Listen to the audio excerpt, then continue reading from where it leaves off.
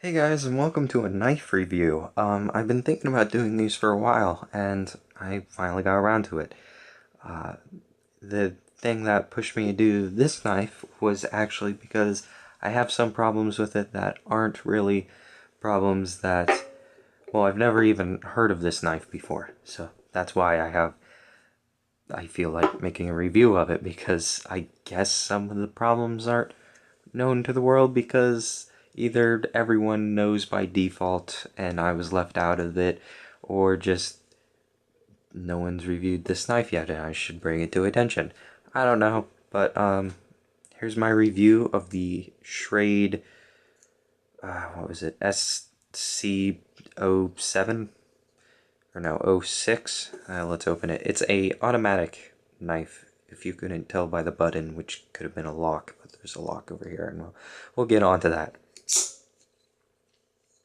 So, first off, I guess I'll start with a problem since we're looking over here. It's the SC60, okay, black serrated, and made in Taiwan. My first problem with this was I have no idea what blade steel it is. The dude at the knife shop and both me and the dude at the knife shop agreed it's probably a US 8, but it could be anything. I mean, it could be better, probably not. I would guess not, but it could be worse. But that's the steel they probably put on here. And I'm just mentioning that for the huge knife lovers out there who know more than me about knives, who probably already know what I'm going to start pointing out on this knife. So, good things about it was that it's the best automatic I've had, but it's also the second automatic I've had, and the first automatic I've had was, just a $20 switchblade that never really was usable in the first place. These things are more of a novelty that you either go and show your friends because you want to seem like you're a cool dude breaking the law, or you keep in your house and never really use because they're not really all too functional, or I guess you attempt to use them as an EDC knife because you don't do much cutting. And I would do that if I had a concealed weapons permit because Florida laws are kind of stupid on knives. Actually, any laws on knives, I believe, are pretty stupid, but not to get into knife politics. In Florida, any knife that could be considered a weapon, they say you should have a concealed weapons permit for. The problem with that is, in Florida, a knife is considered a tool. So basically, it's up to the courts to decide whether you were carrying a weapon or not if a cop ever sees you with a knife and says, hey, that could be a weapon. And it's really gray, I'll put it that way. I can't think of any words to define what I'm thinking. Okay, so back to the knife. It has a glass breaker on the back. I like that. It has a pocket clip with actual non-impossible to bend back tension. I hate it when I get like tension on a pocket clip and it's just so insane you can't even do anything with it because it doesn't clip to your pocket, or when you try to take it off your pants pocket you end up spending more time trying to get it off your pants pocket than you would just reaching into your pocket without a pocket clip.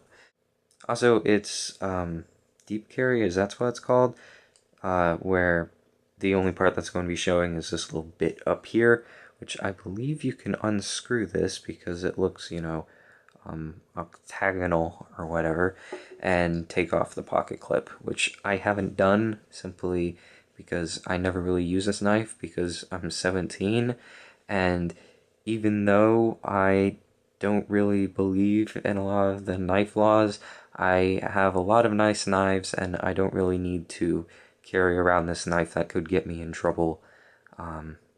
So yeah. Or I wouldn't say a lot of nice knives. My, knife pricing goes up to like $50 and then cuts off there because, well, I'm not making tons of money for like $200 knives or anything. But those problems were very minor in my mind about the, blade steel. That isn't even a problem really. It's open to whatever, where if you have this thing in your pocket, it is not going to like or it is going to fill up with lint, but you can clean it out real easy. That was the words I was looking for. So let's open this back up. That never gets old too. And that's basically all the good things about it, except for the grip. The grip was amazing, and now I'll get on to the bad things. Grip's amazing, except the pocket clip gets in the way because it's so high up here, and you end up rubbing your hand just instantly against it, like there, and it's fairly uncomfortable. If you're in reverse grip, however, especially for me, since I have small hands, my finger lands right in between this groove here, and it actually is really comfortable this way. Except I never really hold a knife like that, because I'm never really, especially an automatic, you really wouldn't want to use an automatic for like stabbing into hard surfaces. Maybe if you're trying to, I don't know, cut into a box. Yeah, maybe this was marketed as a weapon at one point, a defensive weapon, but then they just said, screw it, we're going to try to get a bunch of 14-year-olds to buy these because no one's going to take us seriously. But actually no, because this is a blade really just meant for utility. Anyways, the serrations, I guess, are really functional until they dull down and you have to spend hours trying to sharpen them. So that's that. If you know the name of this blade style, you can shout it out in the comments. I really have no idea. It's the type of blade where it has a skinny side, you know, I'm just pointing out what it is. So far the only problem I mentioned really was the grip. Now on to the real stuff people really worry about, is the lock. Now, locks on automatics, a lot of people don't worry about that, and I really won't worry about that. It's just the thought of blood or cutting or anything like that just like gives me the shivers and stuff, so I always like to have a lock on my automatic knives.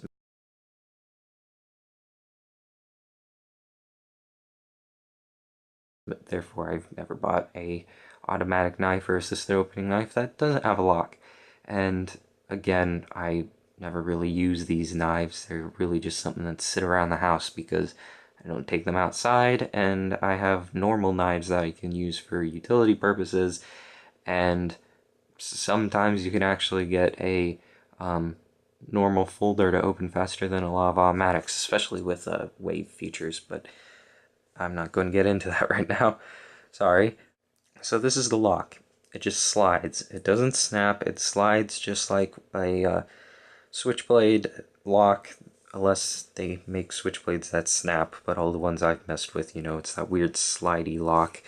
And that was sort of a problem for me because I'm like, well, for what this knife is, I would have wanted, you know, a more quality lock. And then here's the main problem. If it is locked and you press the button, it pops up a little bit, which reveals this pointy edge, which really wouldn't cut you. But since it's tip up carry, when you pull it out of your pocket, one day it might snag and rip your jeans or something. It's just a worry of mine. And yes, it is pretty rare that you're going to hit this hard enough to, you know, engage the knife. That isn't really... Yeah. But that's just the thing. I'm like, if you're going to put a lock on there, at least make it functional or save yourself the money. If you can look in there. Am I still carrying my flashlight? Oh, I took it off when I got home. Camera focusing is the problem. Oh, it's right there. Never mind. See, it's just that little tab there that's keeping the blade from coming up. I can't really explain it too much, but it's just that tiny little tab, and it's not big enough to hold back this button from going up. You can't really see it, but there's sort of a piston in there that when you press this, you know, this is supposed to block it. But since that's such a little tab, when you press it, it sort of avoids half the lock, which causes it to come out like that. So the reason I was nitpicking this was because it was by Schrade, which a lot of knives that I've bought that are like really nice in my mind were from Schrade. I don't know why, but every time I buy a knife, it's by Schrade just because I like the design or something. And I've really liked all of them for just their quality, and they've had no real design flaws. They've had like, you know, or they've had flaws, but they weren't really like functionality flaws.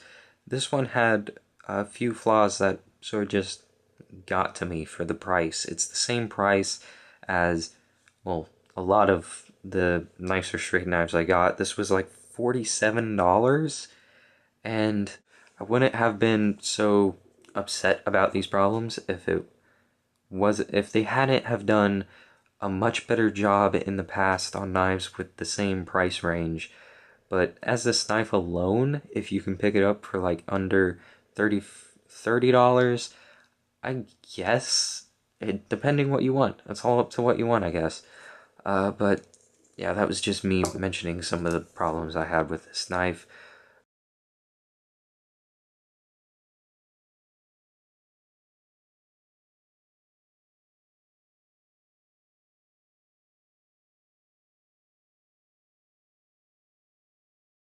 Oh, one last one.